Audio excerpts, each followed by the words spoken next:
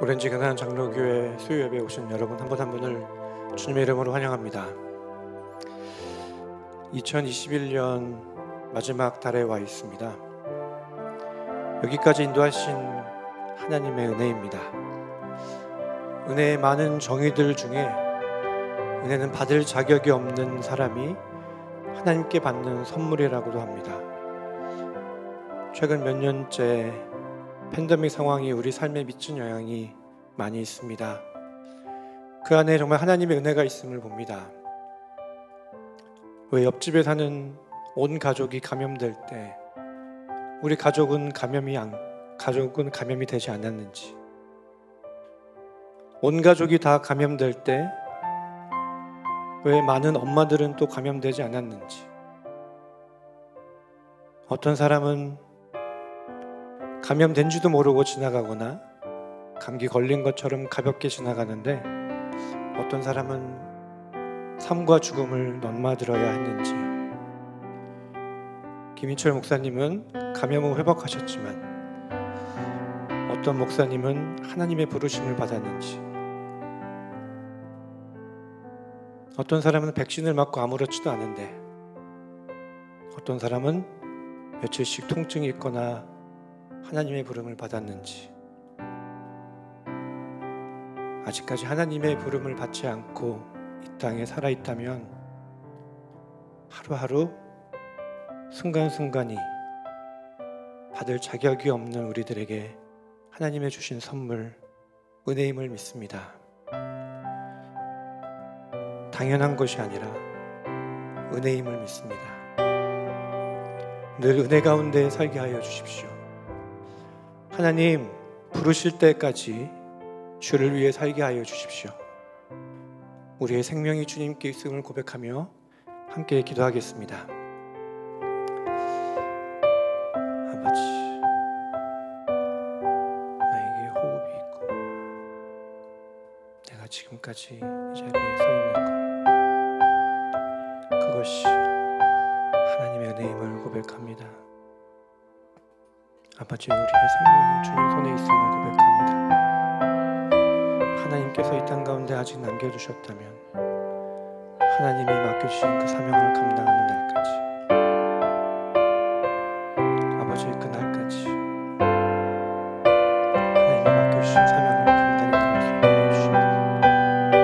주의 은혜를 깨닫고 살아갈 수 있도록 주의 은혜 베풀어 주시기를 간절히 기도합니다. 이 자리를 주의 은혜로 덮어주시옵소서. 한 사람 한 사람 마음 가운데 성령이 임하여 주시고 함께하여 주시기를 간절히 기도합니다. 예수의 이름으로 기도합니다.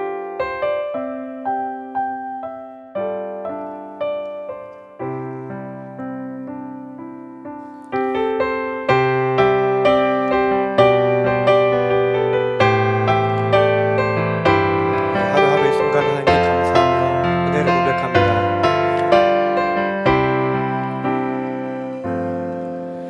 내가 누려왔던 모든 것들이,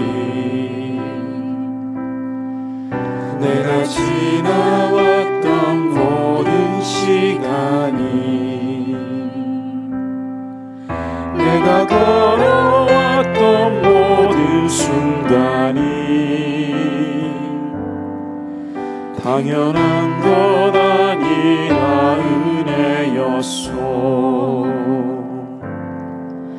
아침에 해가 뜨고 저녁에 노을, 봄의 꽃향기와 가을의 열매, 변하는 계절의 모든 순간이 당연한 것 아니라 은혜였소. 모든 것이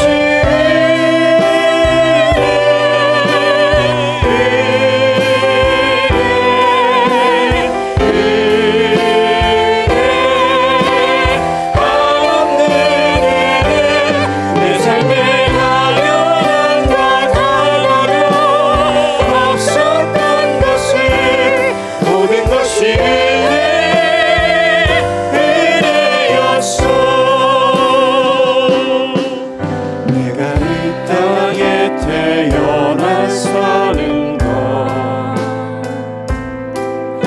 어린아이 시절과 지금까지 숨을 쉬며 살며 꿈을 꾸는 삶 당연한 것 아니라 은혜였소. 내가 하나님의 자녀로 살며 내가 하나님의 자녀로 살며 오늘 찬양하고 예배하는 삶 오늘 찬양하고 예배하는 삶 복음을 전할 수 있는 축복이 당연한 것 아니라 은혜였소. 아멘. 모든 것이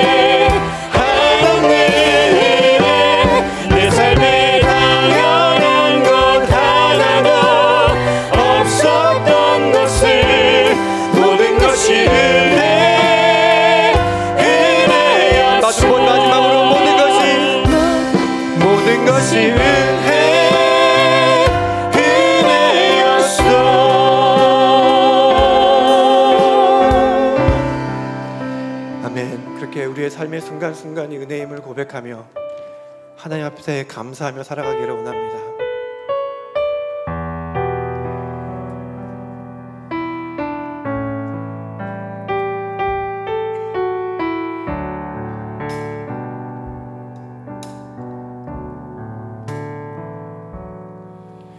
나를 지으신 이가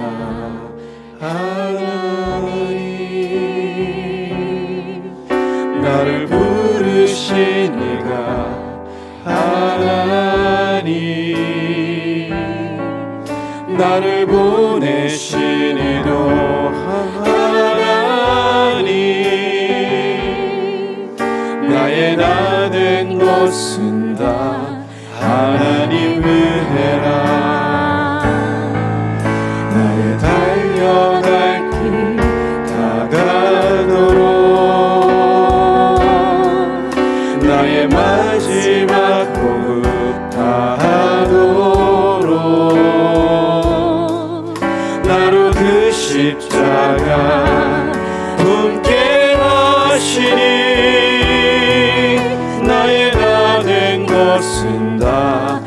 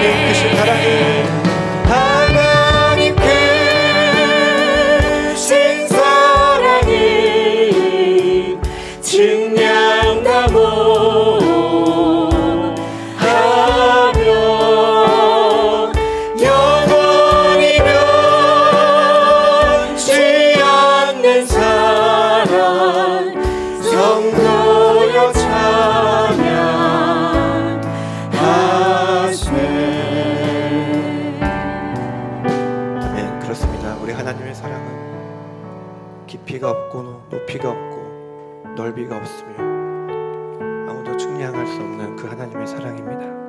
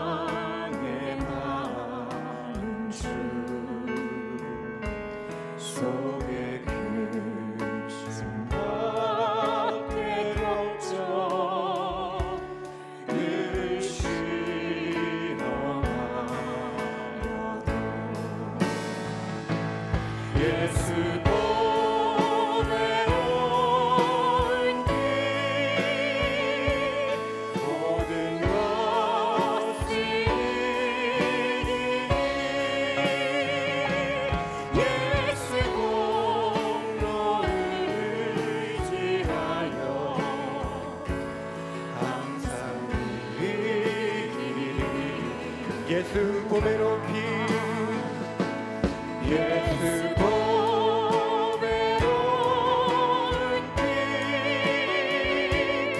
모든 것이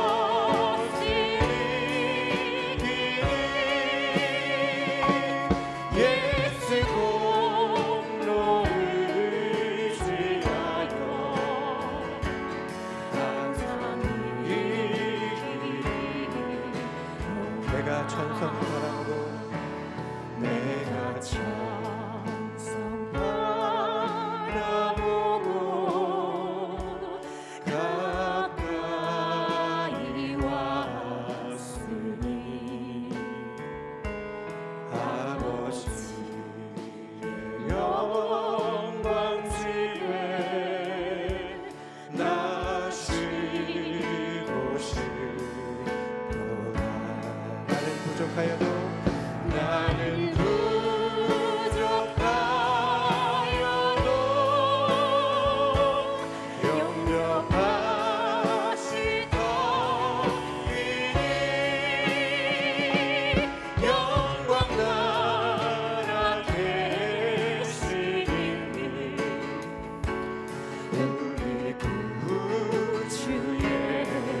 나는 부족하여도 주님을 영접하시니 나는 부족하여도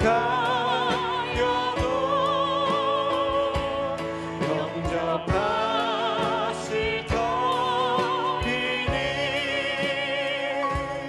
음악 나라 계시는 우리 구주 예수라. 시간 함께 기도하겠습니다. 우리 교회와 예배, 우리 목사님을 위해 함께 기도하기 원합니다. 하나님이 주목하시는 예배, 교회가 되게 하여 주십시오. 성령의 역사가 있는 예배가 되게 하여 주십시오. 목사님을 통하여 베드로의 설교 후에 3,000명이 주께 돌아온 듯한 성령의 역사가 있게 해주십시오. 이렇게 간절한 기도 제목 가지고 함께 기도하겠습니다. 하나님 아버지 감사합니다. 아버지 가난한 오렌지 가난한 장로교회를 하나님 올려드립니다. 아버지 하나님 이 땅 가운데 하나님의 뜻을 아버지 감당하는 교회 되게 하시옵시고 하나님의 그 사명을 감당하는 교회 되게 해주옵소서. 주여 이 교회 가운데 아버지 함께하여 주셨소서. 예수 그리스도를 머리로 들고 아버지 우리 각 지체들이 아버지 하나님의 손과 발이 되어 하나님이 뜻하신 대로 하는 신령하신 대로 순종하며 살아가게 하여 주시옵소서. 아버지 하나님 우리 예배가 하나님께 아버지 영과 진정으로 드리는 예배가 되게 하여 주옵소서. 아버지 우리의 마음을 드리는 예배가 되게 하여 주옵소서. 아버지 우리의 영 가운데 영기하시는 성령님이 함께하신 예배 되게 하여 주옵소서. 아버지 말씀 전하신 아버지 김희철 목사님 신손의 온전히 올려드립니다. 아버지와 그 입술을 통하여 하나님의 음성이 듣게 하시고 우리의 마음이 하나님 깨끗하여 주시고 정결케 하시고 많은 믿음의 열매를 주여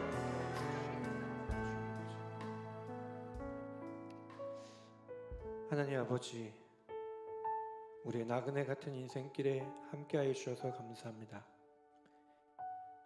광야 같은 세상에 주만 의지하며 갑니다. 예수 그리스도의 보혈을 의지하며 아버지 하나님 계시는 영광의 그 나라에 가기를 소망하며 나아갑니다. 바울 사도가 삶의 끝자락에서 나는 선한 싸움을 싸우고 나의 달려갈 길을 마치고 믿음을 지켰으니 하고 고백하듯 아버지 우리도 우리 마지막 길에 그렇게 고백할 수 있기를 기도합니다. 후회와 미련이 남는 삶이 아닌 예수님 십자가에서 다 이루었다고 하신 말씀처럼 우리에게 맡겨주신 사명이 하나님의 뜻이 우리 삶을 통해 이루어지기를 기도합니다. 생명의 말씀을 전하실 김인철 목사님 함께하여 주시옵소서. 사람의 말이 아닌 하나님의 말씀으로 듣게 하시고 아멘하여 믿고 순종하게 하여 주십시오. 아멘. 존귀하신 예수님 이름으로 기도합니다. 아멘.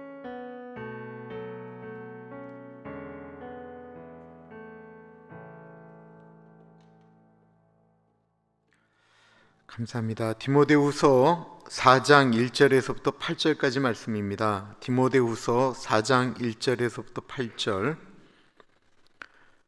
디모데후서 4장 1절에서부터 8절까지 말씀, 우리 하나님의 말씀 교독합니다.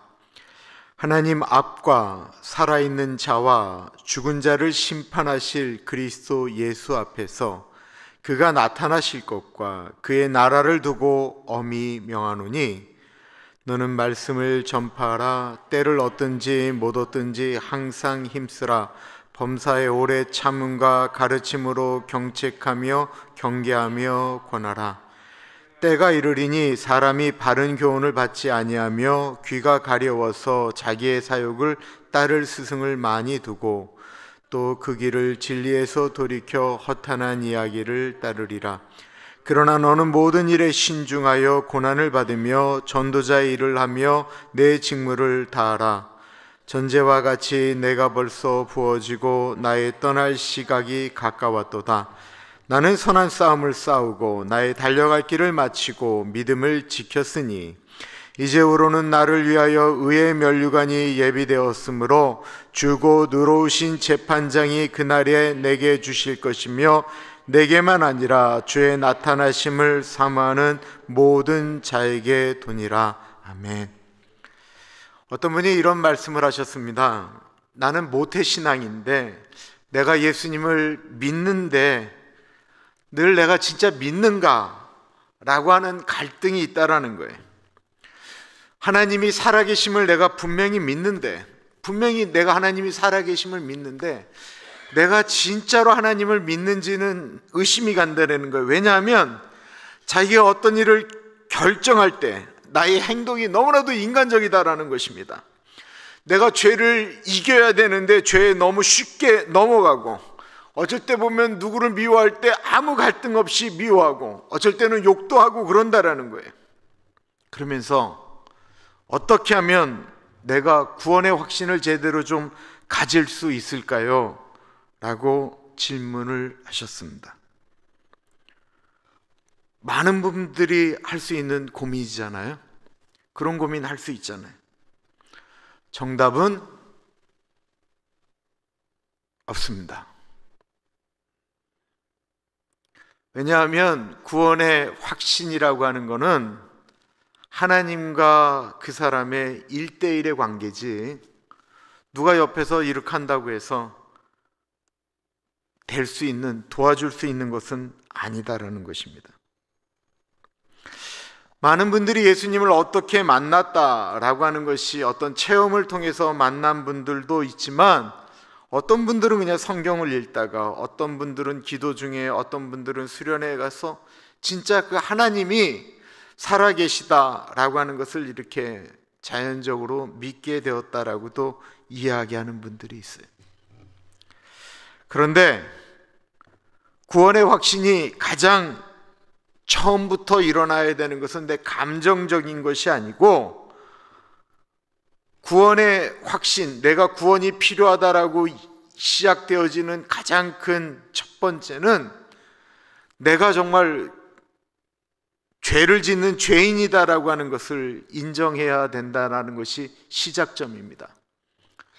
내가 죄인이라고 생각하지 않는데 무슨 구원의 확신 이런 것에 대한 의미가 별로 있지가 않아요. 그럼 내가 정말 죄인인가? 죄 안 짓는 사람이 어디 있어요? 이 정도가 아닌 내가 정말 죄인이다라고 하는 것이 인정되어지는 것이 시작이에요.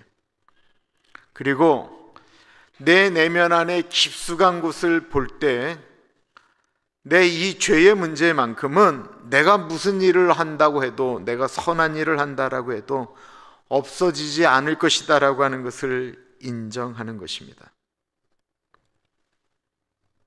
그리고 정말로 천국과 지옥이 있다고 한다면 이 죄의 문제 때문에 내가 노력해도 지옥에 갈 수 있다라고 하는 사실이 두려움으로 다가와야 돼요.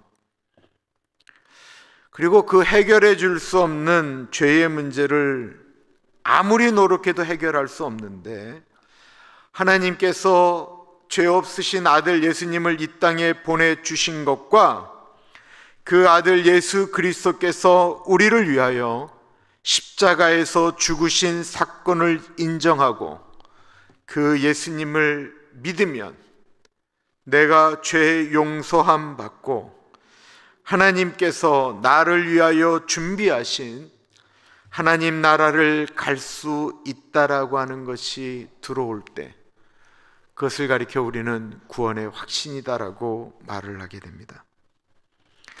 나는 비록 죄인이지만 예수님의 십자가 공로로 구원을 얻는다라는, 이성적으로는 이해할 수 없고 상식적으로도 해석할 수 없는 그 은혜를 내가 믿는 것, 이것이 정말로 믿어지게 될 때에 우리가 살아가는 삶에 대한 방식이 달라지게 됩니다. 내가 죄인이고 예수님이 나를 위하여 죽으셔서 내가 더 이상은 죄인이 아니고 예수님의 피로 나는 의인이 되었고, 그 의인된 나는 죽어도 하나님의 백성으로 영원한 나라의 시민으로 살게 된다라는 것을 믿는 것, 이것을 가리켜 구원의 확신이라고 말하죠. 이 확신이라는 단어가 오늘 제 설교의 중요한 그 키워드입니다.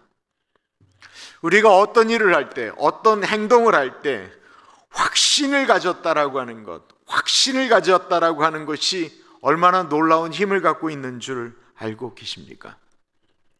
사도 바울이, 이 디모데후서는 사도 바울의 유언이라고 하는 말씀을 여러 번 드렸는데, 터툴리아니아라는 신학자가 뭐라고 얘기했냐면, 디모데후서는 사도 바울이 펜으로 쓴 것이 아니고 자기 심장에서 나오는 피로 썼다라고 고백을 했어요. 지난 주일날 말씀드렸던 것처럼 죽음 앞에 서 있는 사도 바울이 심령으로 디모데후서를 읽다 보니까 진짜 사도 바울이 이거는 피로 썼겠구나 라고 하는 것이 이렇게 좀 다가오더라고요. 사도 바울이 확신 가운데 나는 죽게 되었는데 그 죽음을 앞두고 디모데에게 하는 확신의 이야기를 보십시오. 1절입니다. 하나님 앞과 살아있는 자와 죽은 자를 심판하실 그리스도 예수 앞에서 그가 나타나실 것과 그의 나라를 두고 엄히 명하노니. 사도 바울은 하나님이 살아 계시다라는 것과 예수 그리스도께서 살아있는 자와 죽은 자를 심판하신다라는 것을 확신했습니다. 예수 그리스도께서 다시 오심을, 하나님의 나라가 있음을 분명히 확신했습니다. 그랬기 때문에 이렇게 쓰는 거예요.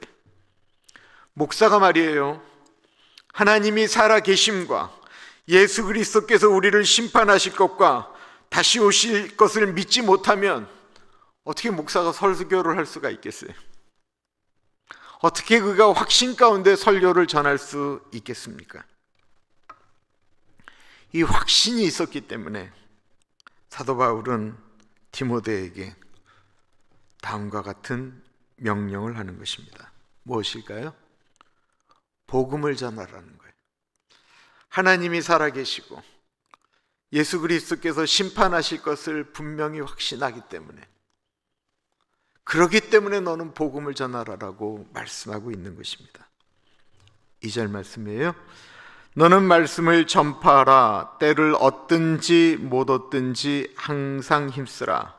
범사의 오래 참음과 가르침으로 경책하며 경계하며 권하라. 바울이, 디모데가, 우리가, 내가 예수님을 다른 사람에게 전할 수 있는 이유는 확신이 있기 때문에 그런 것입니다. 확신이 없는데 어떻게 전하겠어요? 왜 전도 못해요? 확신이 없기 때문에 그래요. 확신이. 천국이 있다라고 하는 확신이 없기 때문에. 예수 그리스도가 나를 위하여 죽으셨는데 정말 그 예수님이 내 죄를 도말하셨다라고 하는 확신이 없기 때문에. 이 확신이 없으면 예수님을 전할 수가 없어요.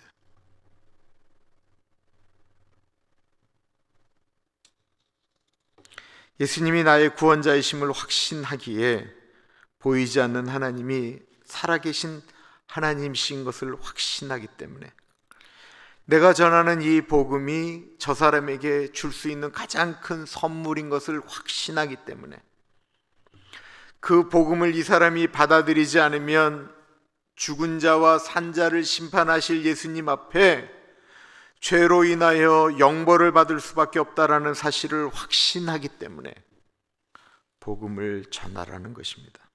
그렇다고 한다면 말씀을 전파하라. 때를 얻든지 못 얻든지 항상 힘쓰라라고 하는 것이 과연 어떤 것이냐라고 하는 것입니다. 말 그대로 복음을 전하는 거예요. 분명히 말씀을 전하는 거예요. 마켓 앞에서 예수 믿으세요, 예수 천당, 불신지옥 하는 것도 분명히 말씀을 전파하는 것입니다. 그런데 무슨 뜻인지는 알겠는데 매일매일 주변에서 만나는 사람들, 직장 동료들에게 때를 얻든지 못 얻든지 그냥 옆에서 일하는데 이때가 아닌 것 같은데도 이 말씀이 그러니까 예수 믿어야 됩니다. 예수 믿어야 돼요. 근데 병원에서 이렇게 직장에서 전도하게 되면 미국 법도 그렇고요, 영국 법도 그렇고 쫓겨나게 돼 있습니다. 믿지 않는 분과 살면서, 부부로 살면서 때를 얻든지 못 얻든지 하루 종일 예수 믿으라고 얘기하는데 남편이 너 또 한 번만 예수 믿으라고 얘기하면 난 너하고 이제 헤어진다. 그래도 나는 전하고 진짜로 헤어지게 됐어요.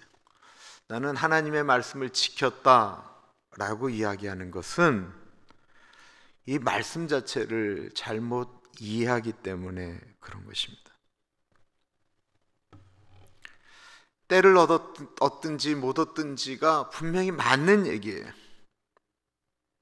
우리는 이 말씀이 때를 얻든지 못 얻든지 전하라고 하는데 지금 어떻게 하라는 거지?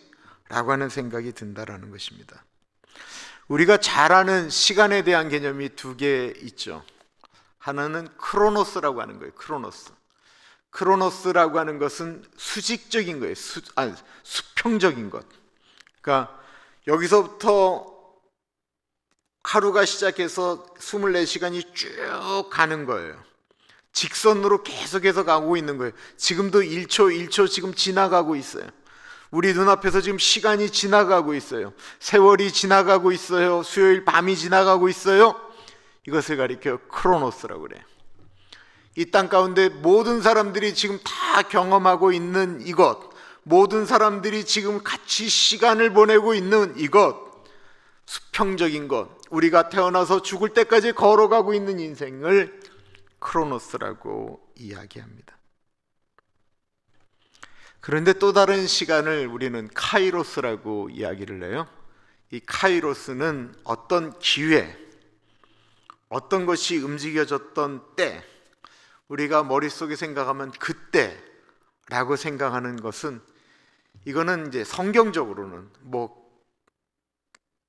어떤 때가 우리하고 예수님과 상관없다라고도 생각할 수 있지만, 이 카이로스는 하늘과 우리의 인생 가운데 만나는 때를 얘기하는 거예요. 이거는 수평적인 것이 아니고 수직적인 거예요. 어떤 때 내가 우연치 않게 그때 해피 그놈을 만나서 내가 결혼을 하게 됐다라고 하는 그런 때, 이게 도대체 내가 계획하지 않았는데 이게 만들어진 그때, 이런 때를 카이로스라고 얘기하는데요. 오늘 때를 얻든지 못 얻든지가 이 크로노스, 이 수평적인 것 가운데서 되어지는 시간으로 얘기한 것이 아니고 수직적인 시간으로 얘기를 하는 거예요. 수직적인 시간. 그래서 헬라어로 뭐라고 이야기하냐면 유카이로스 아카이로스. 그러니까 좋은 때이든지 안 좋은 때이든지 하나님께서 우리에게 주시는 어떠한 그 마음의 그 감동이 되어지는 그때가 있다라는 것입니다. 하나님이 주시는 때. 근데 그때가 정말로 이 수평적인 시간 가운데는 이게 진짜 복음을 전하면 안 될 타이밍인데, 이 수직적인 것 가운데 때를 못 얻는 그 타임인데도 우리 마음 가운데 이걸 얘기하지 않으면 안 될 것 같은 마음이 일어날 때가 분명히 있잖아요.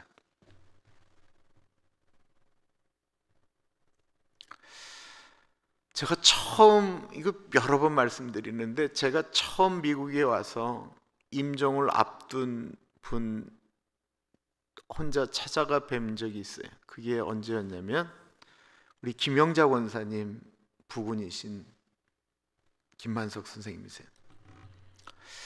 정신이 나중에 좀 오락가락 하셨어요.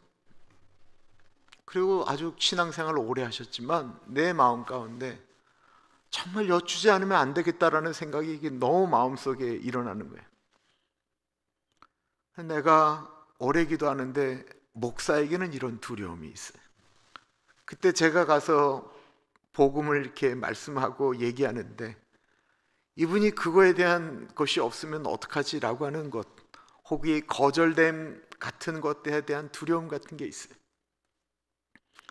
되게 기도를 많이 하고, 그거는 하나님의 영역이니까 찾아뵀죠. 선생님, 얼마 안 있으면 선생님은 이 세상에서의 시간이 끝이 납니다. 정말 얼마나 어려운 얘기를 이제 하는 거예요.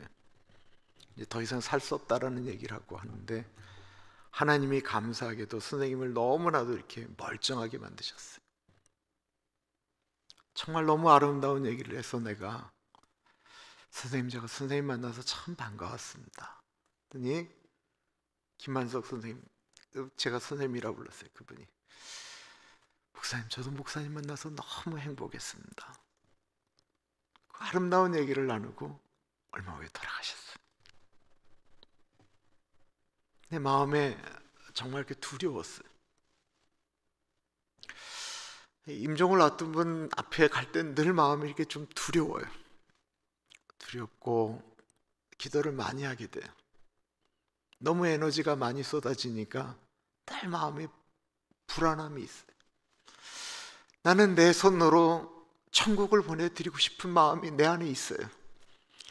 내가 그 얘기를 하는 것이 두려운 게 아니고, 이분이 못 받아들일까 봐, 거기서 거절당하면 어떡할까, 그 거절당함을 내가 어떻게 감당할까라고 하는 두려움이 있어요.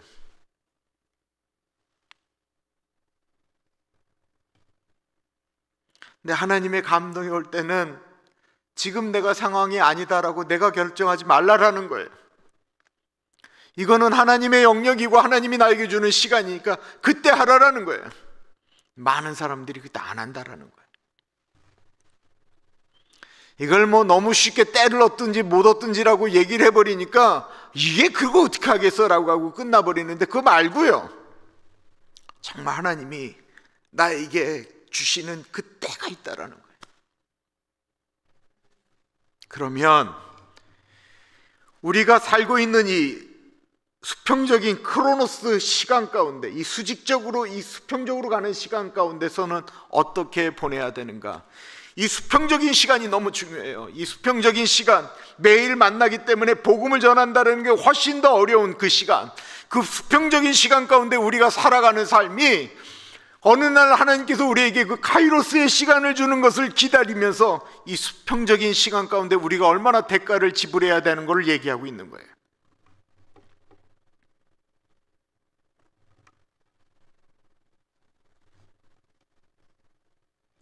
이 크로노스의 시간 가운데는 오래 참아야 되고, 대가를 지불해야 되고, 내가 복음에 합당한 사람으로 이 사람에게 복음을 전할 수 있도록 내가 내 자신을 쳐서 얼마나 복종해야 됩니까? 그렇게 사는 어느 순간에 하나님께서 이 사람에게 복음을 전할 수 있도록 해줘야 된다라는 거예요. 때를 얻든지 못 얻든지가 가장 쉬울 때가 언제냐면 단기 선교 때예요. 단기 선교는 가갖고 그냥 맨날 며칠 하나님이 나를 보냈으니까 그냥 막 복음 전하고 그냥 오면 돼요. 그런데 단기 선교사를 받아서 그분들하고 사는 장기 선교사는 그렇게 할 수가 없습니다. 그러니까 우리가 때를 얻든지 못 얻든지에 대한 것을 잘 이해해야 돼요. 그리고 그때를 위해서 내가 내 인생 가운데 얼마나 많은 것들을 대가를 지불해야 되는지를 우리는 인식해야 된다는 것입니다. 어쩌면 이 하나님께서 우리에게 허락하신 그 카이로스의 시간을 위하여 우리는 이 크로노스의 시간을 오랫동안 경주하며 가고 있는 것입니다.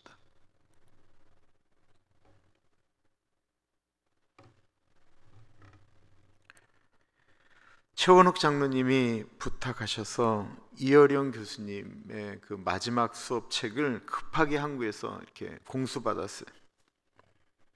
그리고는 저에게 혹이나 이거를 내가 사랑하는 분들한테 보내려고 하는데 신학적으로 문제가 있는지 좀 검토를 해달라고 하셔서 다 읽고 난 다음에 글을 쓰게 되었습니다.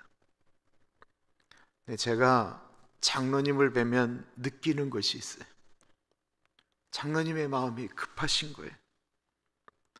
몸은 점점 더 약해지고 있으시니까 주변에 사랑하는 분들, 친구들에게 책을 전달함으로써 그 마음을 이렇게 전달하고 싶으신 거예요. 복음을 전하는 것은 점점 더 어려워지고 있습니다. 정말 좋은 것인데 죄로 죽을 수밖에 없는 사람들을 위하여 예수님이 오셨다라고 하는 너무 좋은 이야기인데 그 이야기를 듣지를 않습니다. 왜 그럴까요? 내가 죄 짓고 내 마음대로 살겠다는데 왜 자꾸만 나보고 죄인이라고 얘기하느냐라는 것입니다. 이들에게는 자신이 죄인이라고 하는 확신이, 자신이 죽으면 지옥에 갈 수밖에 없는 죄인이라고 하는 확신이 전혀 안 들기 때문에 귀에 안 들어오는 거예요. 이 3절과 4절입니다. 때가 이르리니 사람이 바른 교훈을 받지 아니하며 귀가 가려워서 자기의 사욕을 따를 스승을 많이 두고 또 그 길을 진리에서 돌이켜 허탄한 이야기를 따르리라. 이 말씀을 언제 했나요? 사도 바울이 2000년 전에 한 거예요. 요즘 이야기가 아니에요. 그런데 오늘날 이 얘기를 들으면 그렇다라고 느껴지잖아요. 오늘날만 복음을 전하면 듣지 않는 것이 아니고 하나님의 아들 예수님이 세상에 오셔서 사시다가 500여 명이 보는 앞에서 하늘로 올라가시는 것을 봤다라고 하는 사람들이 아직도 40년 지난 때니까 40년 되니까 아직도 살아있는 사람들이 태반인데도 그걸 분명히 본 사람들이 그렇게 많이 있고 그분이 우리의 아버지고 그분이 우리의 할아버지고 할머니임에도 불구하고 내가 봤다라고 하는데도 사람들이 자기들이 원하는 것만 믿고 살다가 죽는 때가 그때였다라는 거예요.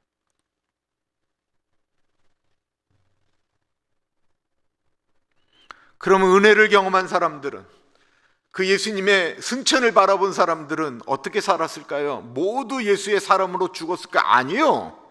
성경에 보면 배교했다라는 이야기가 너무 많잖아요. 왜 배교해요? 무서워서요? 아니요.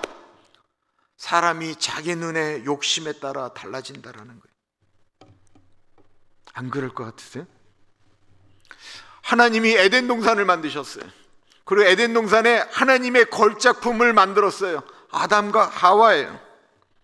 이 사람들은 자신을 누가 만들었는지 정확히 알고 있었어요. 그들은 날마다 하나님과 교제하였어요. 하나님이 아담에게 이 세상을 어떻게 만들었는지 설명도 해주셨을 거예요. 아담이 그 동물들의 이름을 지을 때 그에게 지혜도 주셨다라고 하셨어요. 사는 곳에 아무 제약이 없었어요. 하나님의 임재를 늘 경험했어요. 하나님과 날마다 대화하면서 살았어요. 그런데 오늘 말씀처럼 하나님께서 분명히 아담과 하와에게 이야기를 했는데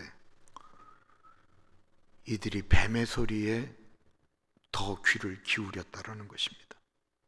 왜요? 그 이야기에 자신이 원하는 이야기가 들려 있었기 때문에, 자신이 원하는 이야기가 들려 있었기 때문에 마음속에서 욕심이 일어나기 시작한 것입니다. 선악과를 보니 먹음직도 하고 보함직도 하고 지혜롭게 할 만큼 탐스러운 것이라고 했습니다. 왜 그럴까요? 정말 선악과가 다른 열매들보다 그랬을까요? 아니요. 그렇게 욕심을 가지고 보니까 그렇게 보이는 거예요. 왜 은혜 받은 사람들끼리 어떤 거 갖고 싸워요? 왜 은혜 받은 사람들끼리 그렇게 행동을 해요? 왜 은혜 받았다라고 이야기하는 사람들이 그렇게 사람들에게 욕먹을 짓을 해요? 자기 안에 있는 욕심이 은혜를 가릴 때가 있기 때문에 그렇습니다.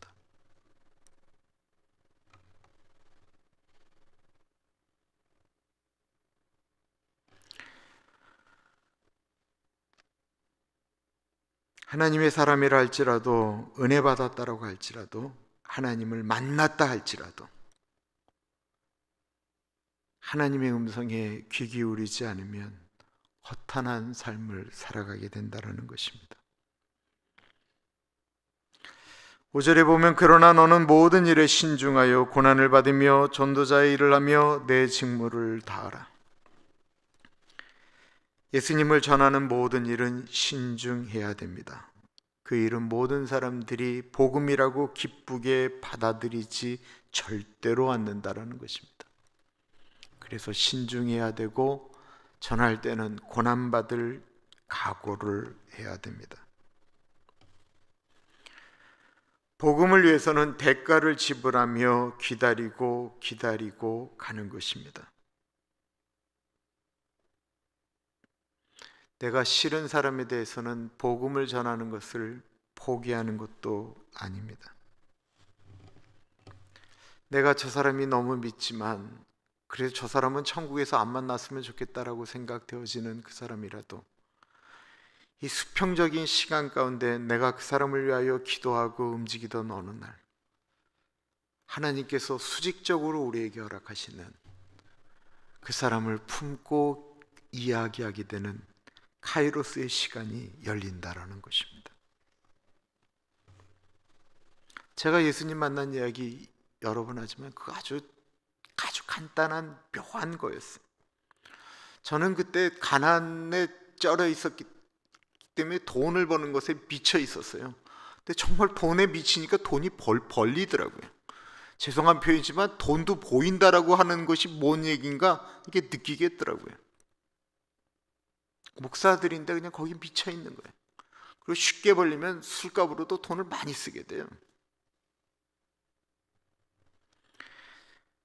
근데 아무것도 없는 후배가 수련회비를 내주면서 오빠 내 소원이니까 오빠 이 수련회 꼭 좀 가달라는 거예요.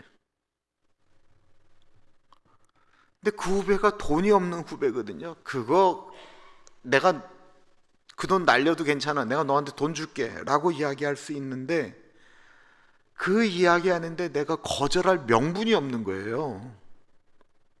너무 간절하니까 또 저를 너무 잘 따라줬기 때문에 제가 거절할 명분이 없었어요. 내가 그 아이에게 안 가면 너무 미안해서 그 아이 때문에 갔다가 내가 예수님을 만났어요. 그 아이는 그거 돈 내면서 나를 위해서 기도하는데 얼마나 마음이 힘들었겠어요.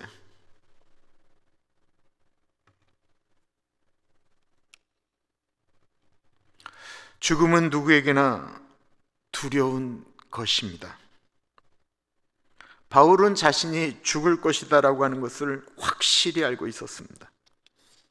6절에 보면 전제와 같이 내가 벌써 부어지고 나의 떠날 시각이 가까웠다. 이 전제는 뭐냐면요, 구약시대 때 제사를 지낼 때 양을 잡잖아요. 양을 잡고 이제 번제로 이제 불태워 올리기 전에 그 양에게 붓는 포도주를 전제라고 하는 거예요.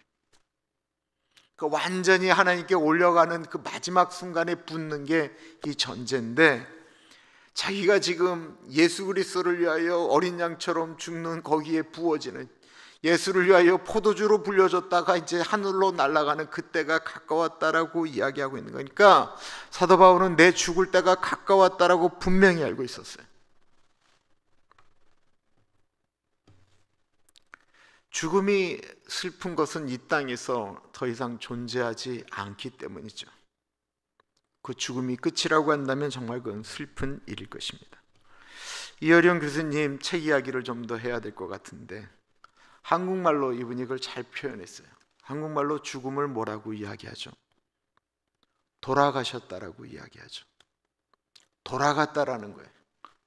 한국말로 돌아가셨다라고 이야기를 합니다.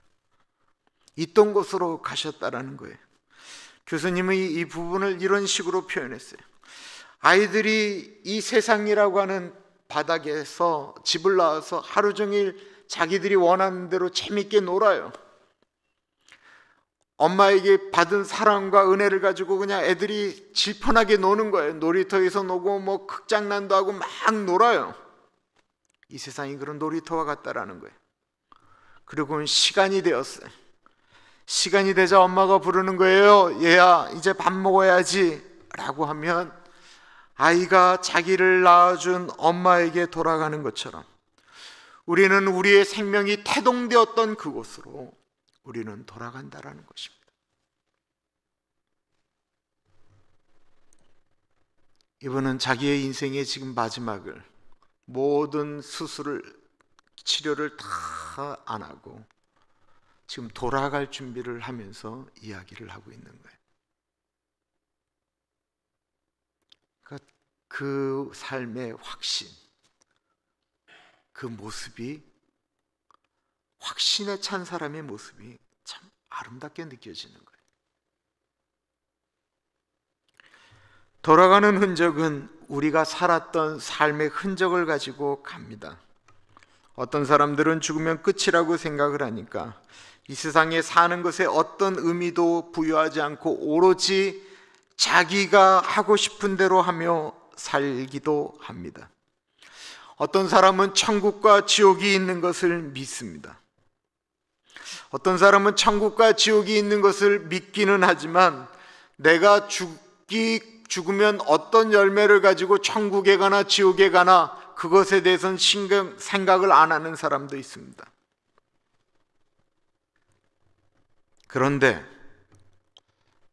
사도 바울의 고백에는 내가 하나님께로 돌아갔을 때에 어떤 일이 일어날 거에 대한 분명한 확신이 있었다라는 거예요. 이 확신이 바울의 죽음마저도 멋지게 만들었다라는 거예요.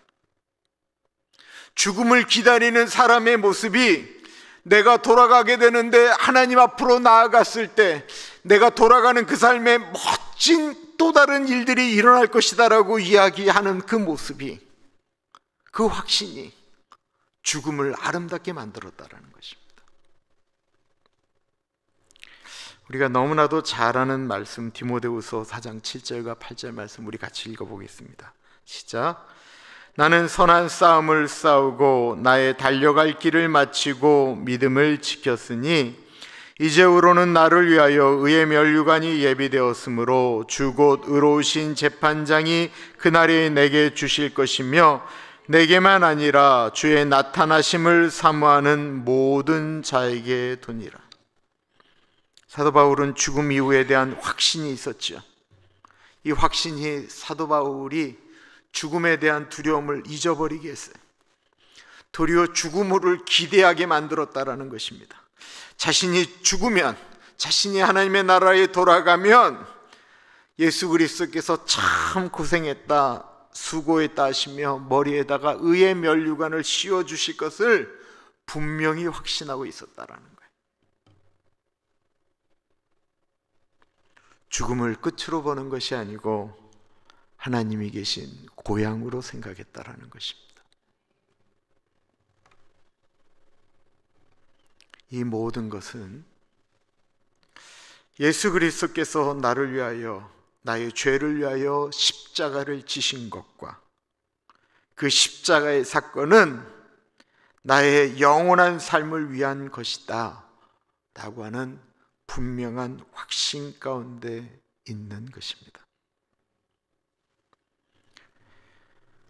신앙적 확신을 가지고 기도를 하십니까? 나의 기도는 하나님이 듣고 계신다라고 하는 것을 그냥 믿고 기도하는 거예요. 내 마음으로, 내 감정으로 어떨 때는 듣는 것 같고 그러지 말란 말이에요. 믿음이라고 하는 건 그런 감정적인 부분이 아니에요. 나는 하나님이 나의 하나님이신 것을 믿고 신앙생활을 하는가? 대단히 중요합니다. 우리 다 같이 요한복음 10장 28절과 29절 읽어보겠습니다. 시작.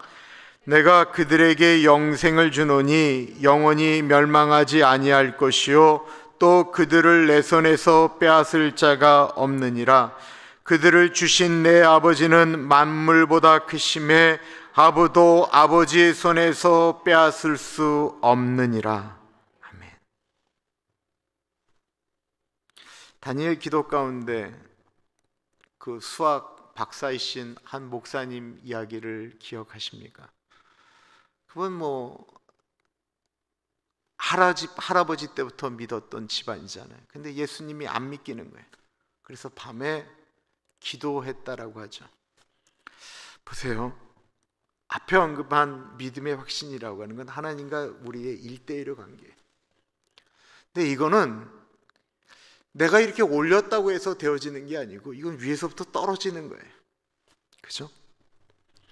내가 예수 그리스도가 믿어지는 거예요. 예수님이 나와 함께 하심을 믿는 거예요. 우리는 그냥 말씀 가운데 있는 걸 믿고 하나님이 주시는 걸 기다리는 것 외에는 사실은 방법 없어요. 우리는 그냥 믿는 거예요.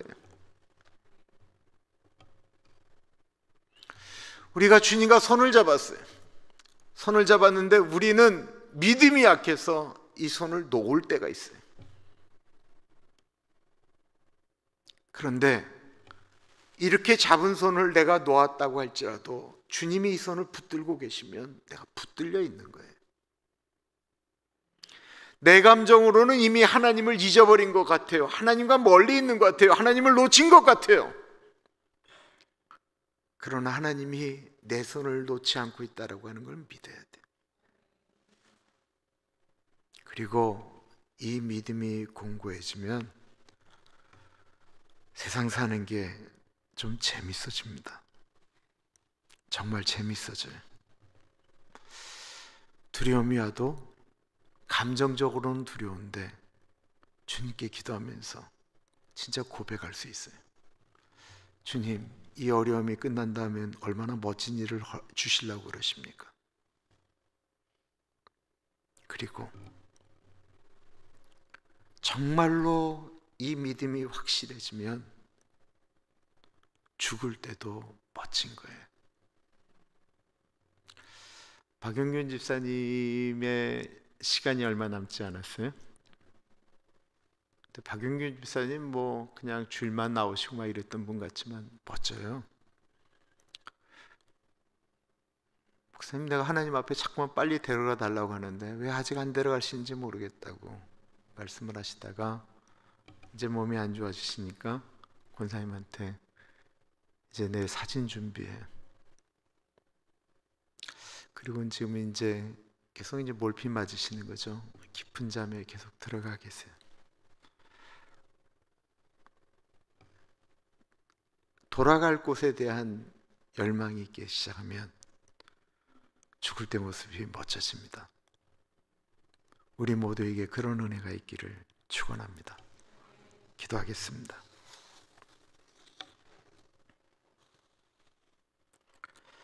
참으로 존귀하신 하나님 아버지, 하나님 아버지, 사도 바울이 영원한 나라에 분명한 확신이 있었기 때문에 하나님께서 살아계심과 예수 그리스도께서 우리에게 영생을 주시기 위하여 십자가 지심을 분명히 확신하였기 때문에 그는 자신의 삶에 달려갈 길을 달려갈 수가 있었고 하나님 나라에 대한 상급을 분명히 믿었기 때문에 내가 죽으면 비참한 것이 아니고 의의 면류관이 예비되었다라고 고백하였던 그 확신, 아버지 우리에게 그 확신을 주옵소서.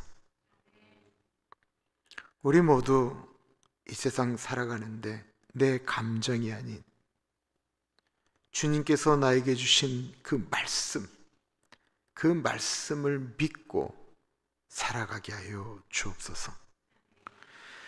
지금은 우리 주 예수 그리스도의 은혜와 우리를 너무나도 사랑하셔서 하나밖에 없는 아들을 넉넉하게 보내주신 하나님 아버지 그 크신 사랑하심과 성령 하나님의 감화감동 역사 충만 교통하심의 놀라운 은혜가 믿음의 확신, 구원의 확신을 다시 한번 붙드는 사랑하는 주의 백성들 머리 위에 지금으로부터 영원토록 같이 하시길 간절히 축원하옵나이다. 아멘.